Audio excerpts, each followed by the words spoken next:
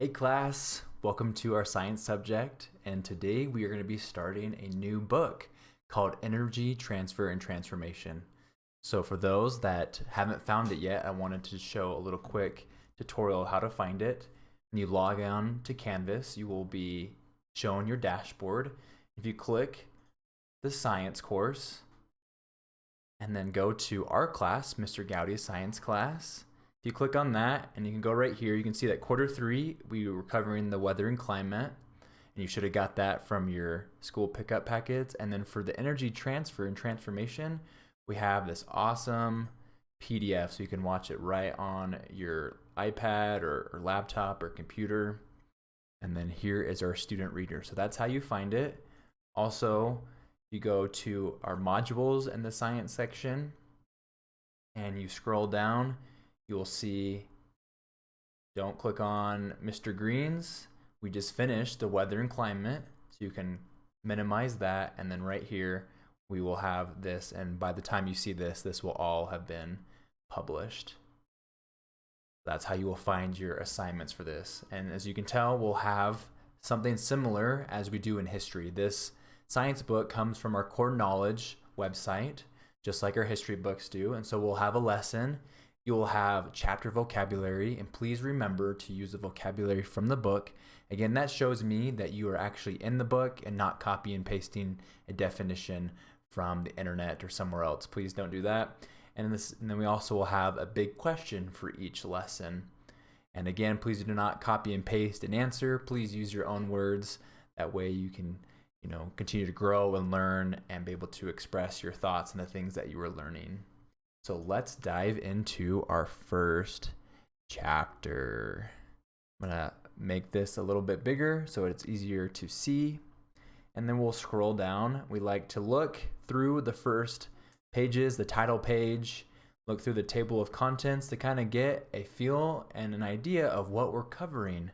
So as we can see, here's our table of contents: energy, transfer, and transformation.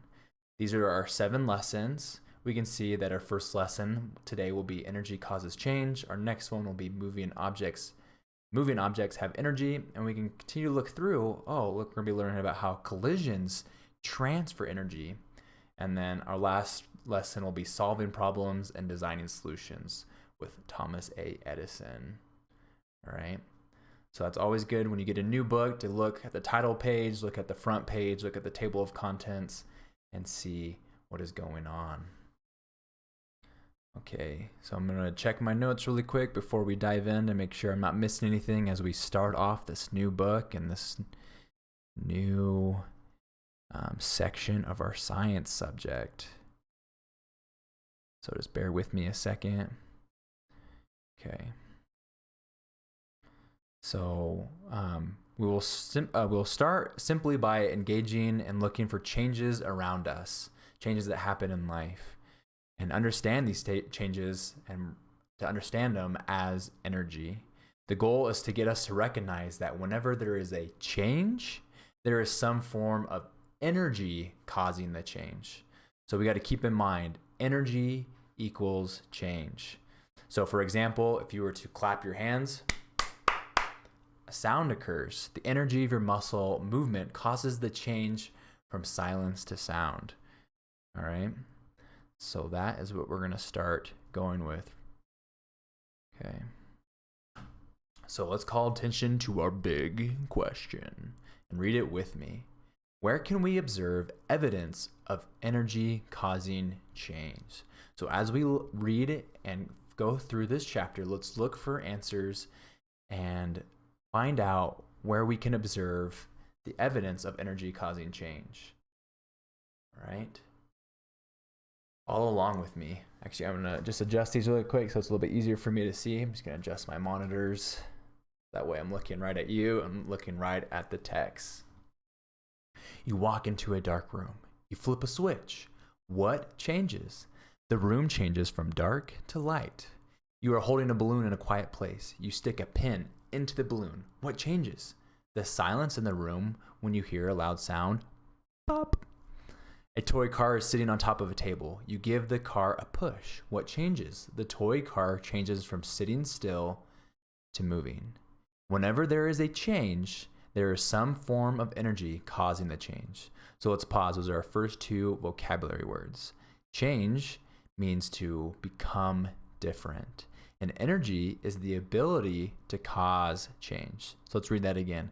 Whenever there is a change, something becoming different, there is a form of energy, that has the ability to cause the change.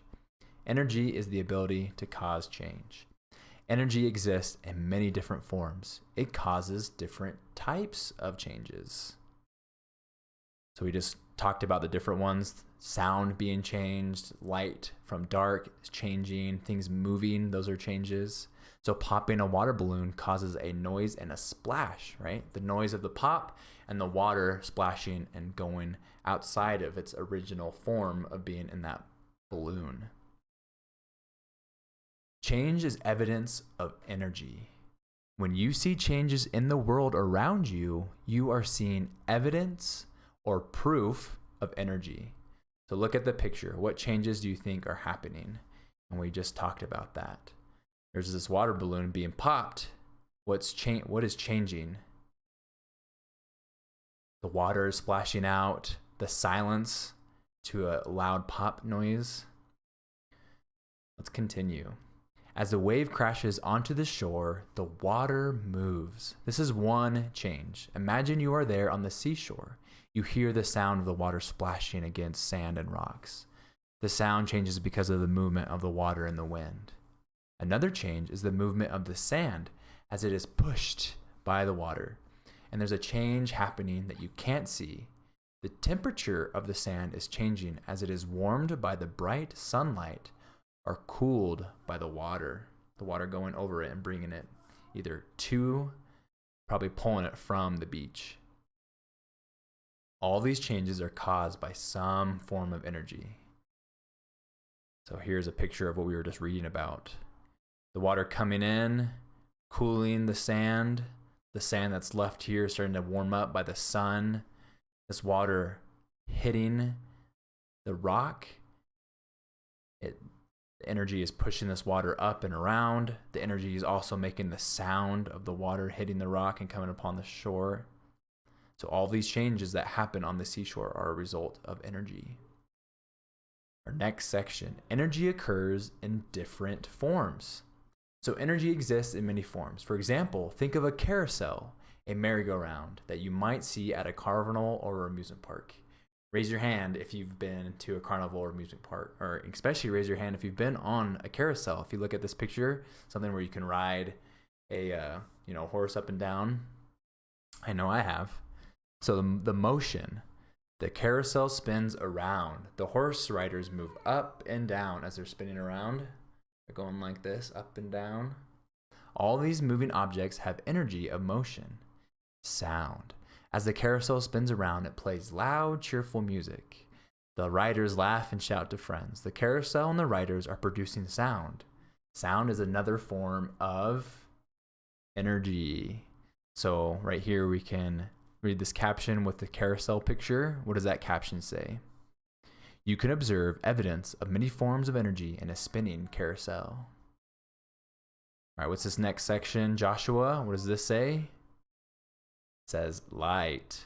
The bright bulbs on the carousel light up the ride. The bulbs give off the form of energy called light. So the light is an energy form. Okay, Scotland, what's this next section? Read it with me. Heat. If you're riding a carousel, don't touch the bright light bulbs. Why? Because they are hot. The bright bulbs not only produce light, but they also give off heat, another form of energy.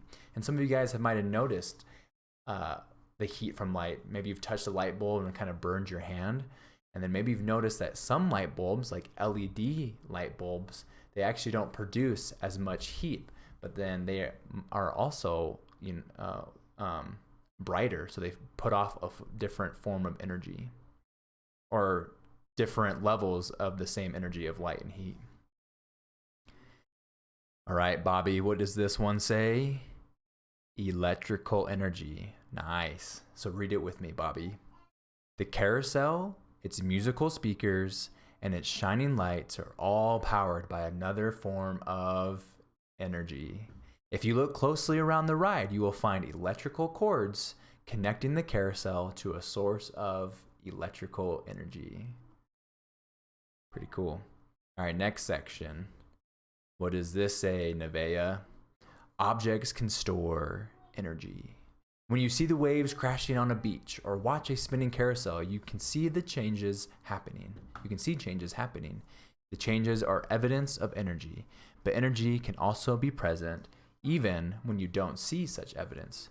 So just because you can't see it doesn't mean energy is not there, or energy is not changing things. So when a rubber band is not stretched, it isn't causing any change. There is no evidence of energy. But when the rubber band is stretched, it now has the ability to cause changes if it's released or let go. I thought I had a rubber band here. Sorry, guys.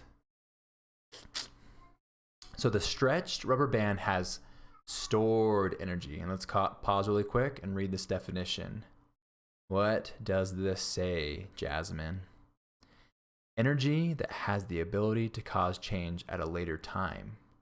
So the rubber band being still doesn't have any energy, but when it's stretched, it has stored energy because something could happen at a later time, meaning if we let go of the rubber band, it will snap. And that energy is being released from that stored energy. And this is what this says. When the rubber band is released, it moves on and makes a sound. Those changes are evidence that energy was stored in the stretched rubber band. Inside a battery are chemicals that store energy. You might hear a battery or might be hearing a humming from something that's powered by electric. I know that my speakers sometimes make a noise when they're, on, even though they're not being used. But we don't really hear batteries, right? But they have stored energy. So when we put a battery in a flashlight or a toy, the stored chemical energy will release, and then that toy or that light or whatever that battery is, that flashlight will turn on. It will be able to be useful, right? I have a fart blaster from Despicable Me, if you guys have seen that. And me and my son had to fix and put new batteries in there so that it would work again and make a funny sound. All right, let's just scroll ahead. So we only got 2 more pages, guys. So you guys are doing awesome. If you need to take a break, pause the video and then come back. We just got 2 more pages. That's 4. 2 more pages, and we are done with our first lesson in this awesome book. So read with me. What does this say, Elena? The stored energy of position. Good job. Batteries and stretchy materials can store energy because of the materials of which they are made. Any object can have stored energy because of its position. Okay, so let's learn. Let's look at this picture. What is this girl doing? She's lifting this apple above her head. She is storing energy in this apple. So let's read what this is showing. Imagine that you pick up an apple and hold it above your head like a stretched rubber band. So we're bringing it off the ground or off the table, and we're kind of stretching it away from its original place. So the apple has the ability to change position. If we release the apple, what will happen? It will fall. When the apple hangs from a tree branch, or when the hold of the apple above the ground, it has stored, or when we hold an apple above the ground, it has stored energy because of its position. The same is true if you hold up a ball or a bucket, a book or a bucket. Each of these objects have a stored energy. Or just like us, if we were to go on top of, like a diving platform, and we stand up and we step over the platform, what will happen? We have stored energy, and we will a change will happen, and we'll fall down, hopefully towards a pool. So energy can move and change, and this is our last section. So read this with me, Gabriella. Look at the napping cat in the picture. Not very energetic, is he? He's taking a nice sun nap. But there's energy in this scene that you might not notice at first. The cat sleeps in a patch of sunlight. Light from the sun travels through space and transfers energy all the way to Earth. The sunlight pours through the screen door into the room where the cat is sleeping. Right here is energy being stored. The light enters the room, and when it hits an object, the energy of light is changed to that energy of heat.